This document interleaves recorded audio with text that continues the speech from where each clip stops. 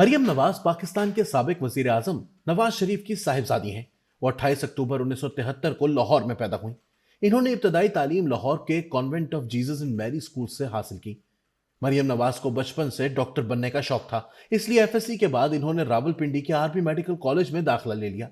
تاہم سخت ڈسپلن والے ماحول میں تعلیم جاری نہ رکھ سکیں اور انہیں کالج چھوڑنا پڑا۔ اس کے بعد انہوں نے لاہور کے کنگ ایڈورڈ میڈیکل کالج میں داخلہ لے لیا، مگر یہاں سے بھی ایم بی بی ایس کی تعلیم مکمل کرنے سے پہلے ہی انہوں نے کالج چھوڑ دیا۔ کچھ سالوں کے بعد انہوں نے پرائیویٹ امیدوار کی حیثیت سے پنجاب یونیورسٹی سے پہلے گریجویشن کی اور بعد میں ایم اے انگریزی ادب کا امتحان پاس کر لیا۔ ان کی جانب سے دعویٰ کیا جاتا ہے کہ انہوں نے سیاسیات کے مضمون میں پی ایچ ڈی کی ڈگری بھی حاصل کر رکھی ہے۔ 25 دسمبر 1992 کو مریم نواز نے نواز شریف کے اس وقت کے A D C captain Safdar Awan کے ساتھ شادی کر لی تھی۔ مریم نواز کی 2 بیٹیاں مہر النساء صفدر اور مہنور صفدر جبکہ ایک بیٹا جنید صفدر ہے۔ مریم نواز کی بڑی بیٹی مہر النساء صفدر کی شادی لاہور کے ایک بڑے سرمایہ دار گھرانے میں ہوئی اور اس میں بھارتی وزیر اعظم نریندر مودی نے بھی شرکت کی تھی۔ ان کے خاوند کیپٹن صفدر نے فوج سے قبل از وقت ریٹائرمنٹ لے لی اور سیاست میں آ گئے۔ کیپٹن صفدر مانسہرہ سے قومی اسمبلی کے رکن منتخب ہوتے رہے ہیں۔ مریم نواز 2 دہائیوں تک شریف فیملی کے تحت چلنے والے رفاہی اداروں کی سربراہ بھی رہی ہیں۔ 2011 میں نوجوانوں میں عمران خان کی بڑھتی مقبولیت دیکھ کر مسلم لیگ نون کو بھی خیال آیا کہ نوجوانوں کو اپنی طرف راغب کرنے کے لیے انہیں کسی نئے چہرے کو سامنے لانا چاہیے۔ اسی حکمت عملی کے تحت مریم نواز کو سیاسی اکھاڑے میں اتارا گیا۔ سال 2012 میں انہوں نے اسکولوں اور کالجوں کے دورے شروع کر دیے اور پارٹی کا پیغام نوجوان طبقے تک پہنچانے میں سرگرم ہو گئی۔ مسلم لیگ نون کی سیاست اور شریف خاندان کے معاملات پر گہری نظر رکھنے والے صحافی سلمان غنی بتاتے ہیں کہ مریم نواز کو نون لیگ کا نوجوان چہرہ دکھانے کے لیے سامنے لایا گیا تھا تاکہ عمران خان کی نوجوانوں میں مقبولیت کا توڑ کیا جا سکے۔ 2013 کے عام انتخابات میں پارٹی نے انہیں ضلع لاہور کی انتخابی مہم کا انچارج بنایا۔ وزارت عظمیٰ کا قلمدان سنبھالنے کے بعد نواز شریف نے انہیں وزیر اعظم یوتھ پروگرام کی سربراہی سونپی اور مریم اہم تقریبات میں والد کے ہمراہ نظر آنے لگی۔ نوجوان طبقے تک پہنچنے کے لیے مریم نواز نے سوشل میڈیا کو بھرپور طریقے سے استعمال کیا اور ٹویٹر پر سرگرم ہو گئی۔ 2013 کے انتخابات سے پہلے ہی لاکھوں لوگ انہیں فالو کر رہے تھے۔ مریم نواز ٹویٹر پر اپنی دھواں دھار ٹویٹس کی وجہ سے خاصی شہرت رکھتی ہیں۔ اس وقت مریم نواز کے ٹویٹر پر 78 لاکھ فالوورز ہیں۔ فیس بک اور انسٹاگرام پر بھی لاکھوں لوگ انہیں فالو کرتے ہیں۔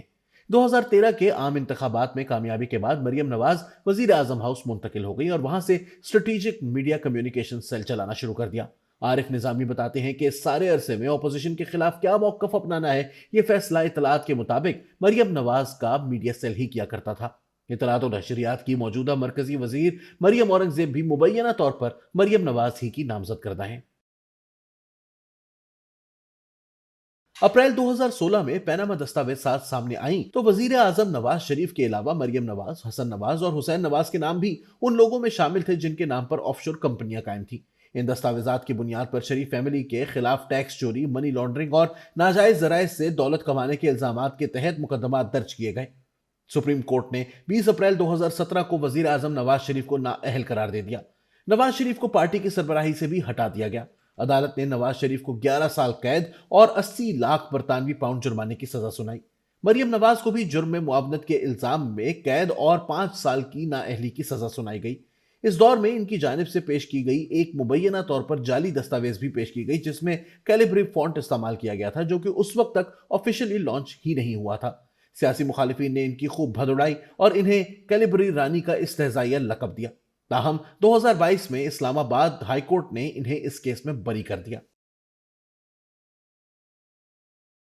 نواز شریف کی نااہلی کے بعد مریم نواز اپنی جماعت کے لیے مزاحمت کا استعارہ بن کے ابھری اور ان کے اسی بے باک انداز کے باعث انہیں بھی سزا کا سامنا کرنا پڑا۔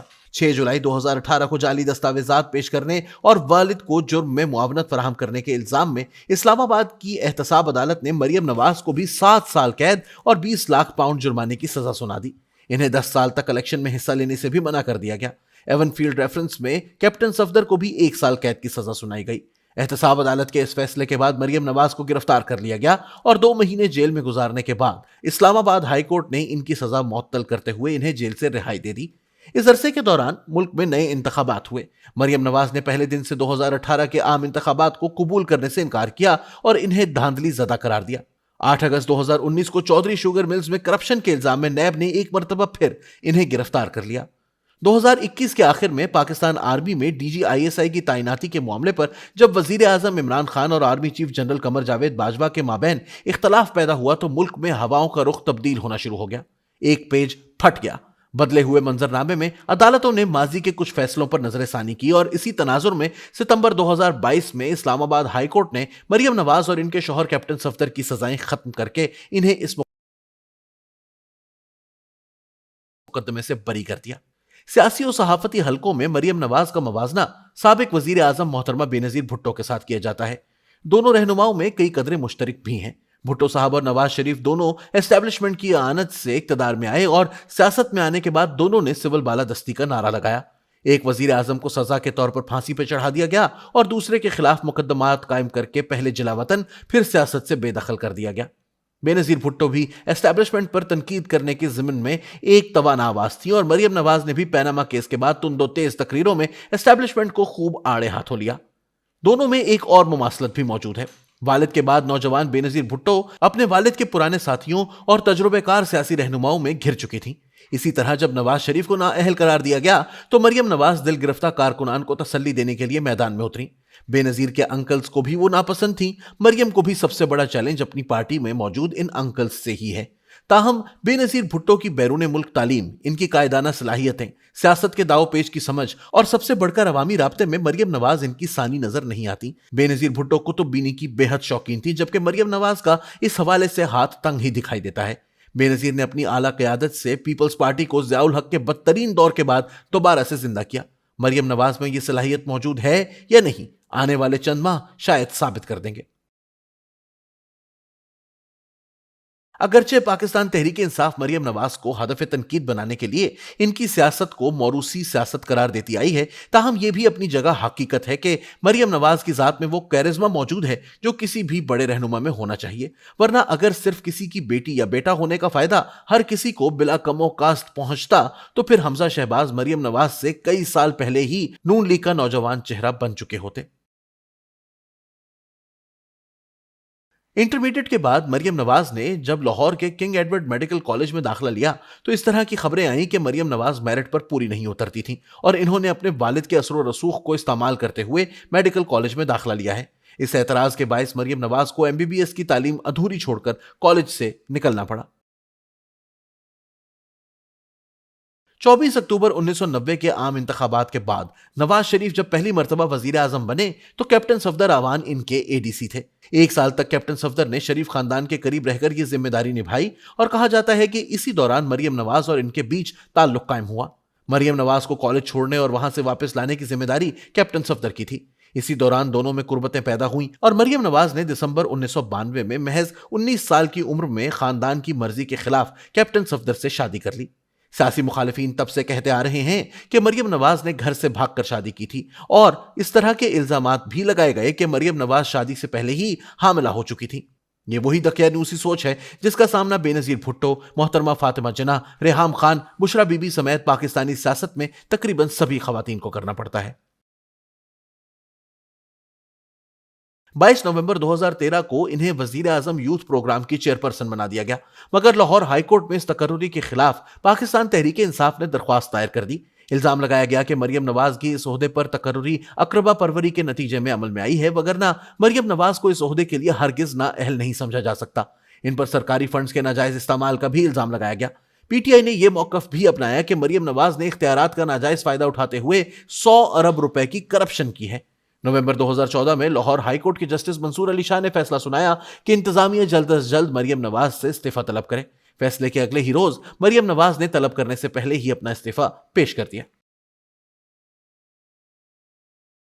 اسی کیس کی سماعت کے دوران مریم نواز کی اہلیت ثابت کرنے کے لیے ڈیپٹی اٹارنی جنرل عامر رحمان نے مریم نواز کی ایم اے اور پی ایچ ڈی کی ڈگریاں عدالت میں پیش کی۔ لاہور ہائی کورٹ نے مریم نواز کے وکیل سے مطالبہ کیا کہ ان ڈگریوں کی صداقت ثابت کی جائے۔ مریم نواز کے وکیل ان کی پی ایچ ڈی کی ڈگری کے اصلی ہونے کے حق میں شواہد پیش کرنے میں ناکام رہے، جس کے بعد سے مریم نواز کی ایم اے اور پی ایچ ڈی کی ڈگریاں مشکوک حیثیت اختیار کر چکی ہیں۔ نواز شریف جب تیسری مرتبہ وزیر اعظم تھے تو وزیر اعظم ہاؤس میں مریم نواز کی سربراہی میں ایک میڈیا سیل بنایا گیا۔ کہا جاتا ہے کہ یہ سیل خفیہ طور پر اسٹیبلشمنٹ کے خلاف خبریں جاری کیا کرتا تھا۔ 6 अक्टूबर 2016 को अंग्रेजी अखबार डॉन में सहाफी सिरिल अल्मेडा ने वजीर आजम हाउस में होने वाले एक अहम इजलास के मुतालिक खबर दी कि गैर रियासती अनासिर, कालादम तंजीमों या दहशतगर्द अनासिर से निमटने के मामले पर फौज और सिविल हुकूमत में इख्तलाफ पाया जाता है। इस मामले को डॉन लीक्स का नाम दिया गया और कहा जाता है कि नवाज शरीफ की हुकूमत और फौज के माबैन यहीं से दरार पैदा हुई, जो बाद में पैनामा लीक्स, नवाज शरीफ की नाअहली, पार्टी सदारत से छुट्टी और इमरान खान की लॉन्चिंग तक पहुंची। मज़कूरा खबर की इशाअत की पादाश में वफाकी वज़ीर इत्तलात और नशरियात परवेज रशीद और खारजा अमूर के मुआविन खुसूसी तारिक फातमी को इनके ओहदों से हटा दिया गया था। उस वक्त की अपोजिशन पीपल्स पार्टी ने कहा था कि हुकूमत ने एस्टैब्लिशमेंट के साथ बारगेन करके परवेज रशीद की कुर्बानी दी है और मरियम नवाज को इस सारे मामले से साफ निकाल लिया है। हालांकि डॉन लीक्स तनाज़े की मास्टरमाइंड मरियम नवाज हैं। पैनामा लीक्स की तहकीकात के दौरान मरियम नवाज ने जेआईटी के सामने यह मौकफ अपनाया कि इनकी कोई जाती जायदाद नहीं है और वो अपने वालिद के ज़ेरे कफालत रही हैं। बाद में इन्होंने ये बताया कि शादी के कुछ अरसे के बाद ही वो अपने शौहर की कफालत में चली गई थी। ताहम 2018 के आम इंतखाबात में लाहौर में कौमी असेंबली के हल्का NA 127 से हिस्सा लेने के लिए जब इन्होंने कागजात नामजदगी जमा करवाए तो इसमें इन्होंने लिखा कि 84,59,53,559 रुपए के असासों की मालिका हैं। इन्होंने यह भी जाहिर किया कि वो चौधरी शुगर मिल्स, मोहम्मद बख्श textile mills, Hamza spinning mills, Hudaibiya paper mills, Hudaibiya engineering company, Swift energies private limited और फैमिली फ्लोर मिल्स की शेयर होल्डर हैं। इसके अलावा इन्होंने यह भी डिक्लेयर किया कि इनके नाम कई एकड़ अराजी है। ये तमाम तनाज़ात अपनी जगह, मगर इस हकीकत से इनकार मुमकिन नहीं कि मरियम नवाज मुस्लिम लीग नवाज की सियासी जानशीन है और नवाज शरीफ के अलावा अगर कारकुनान किसी शख्सियत के साथ जुड़े हैं तो वो मरियम नवाज ही हैं। मरियम नवाज को हाल ही में नून लीग की सीनियर नायब सदर और चीफ ऑर्गेनाइजर बनाया गया है। इस तरक्की से अगरचे कुछ उम्मीद पैदा हुई थी कि अब पार्टी के बेशतर मामलात आईनी और कानूनी तौर पर मरियम नवाज की सरपरस्ती में दे दिए गए हैं, लेकिन सियासी माहिरीन बताते हैं कि इस तरक्की से कोई खास फर्क नहीं पड़ेगा। फर्क तब पड़ेगा जब मरियम नवाज को पार्टी की सदारत दी जाएगी और वो अपने विजन के मुताबिक पार्टी की तंजीमें नौ करेंगी। मरियम नवाज को जब तक पार्टी में फ्री हैंड नहीं मिलेगा, मुस्लिम लीग नून की सियासत इसी तरह मसालिहत और मुज़ाहिमत के दो धड़ों के बीच झूलती रहेगी।